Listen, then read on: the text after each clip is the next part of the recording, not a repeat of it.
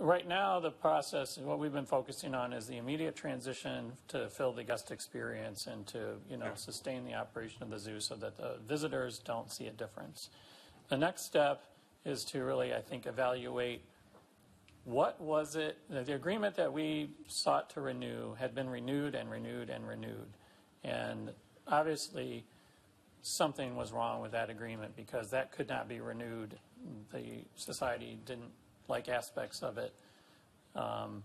And we need a better model to go forward with a fundraising organization that clearly delineates responsibilities and that provides a system perhaps where the revenue more automatically comes back to the zoo. Maybe the fundraising partner is just for capital projects and not for operations.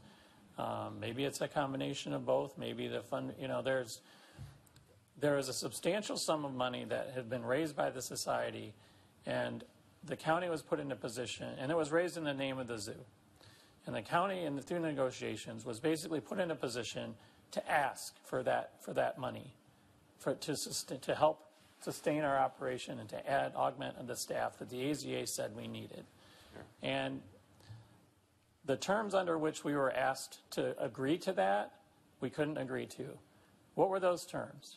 Those terms were if the revenue on grounds declines by 5% or 10% in accordance to a couple of different proposals, that the society could cancel the agreement and all their responsibility under that agreement.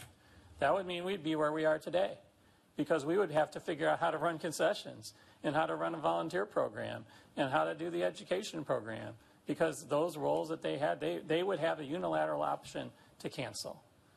That's never been part of the agreement that the county has had since I've been here for 18 years, and I'm sure before that.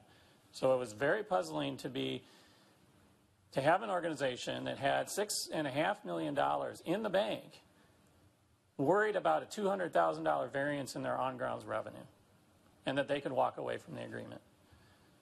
So that's a problem.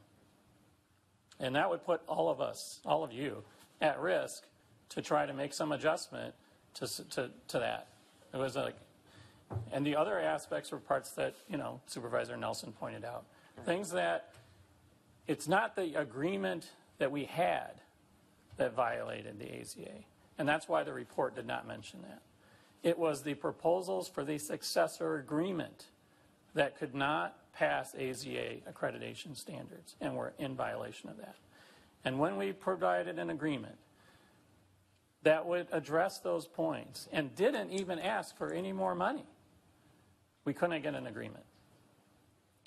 And so that was where it got a little complicated, because we said, you know what, the AZA is saying that the zoo director needs to be responsible directly for volunteers and education. And that role needed to change. And we couldn't get agreement there, even though we weren't asking for any more money. We gave up asking for more money because we couldn't live with a cancellation clause. So this wasn't a one-sided, one-way negotiation. There was a lot of back and forth. And to be disappointed, are we disappointed? Yeah. I mean, it's a budget issue. It is ongoing. It's been a lot of work. But we went into this hoping to have an agreement. Proposals were exchanged, modified. We couldn't reach an agreement.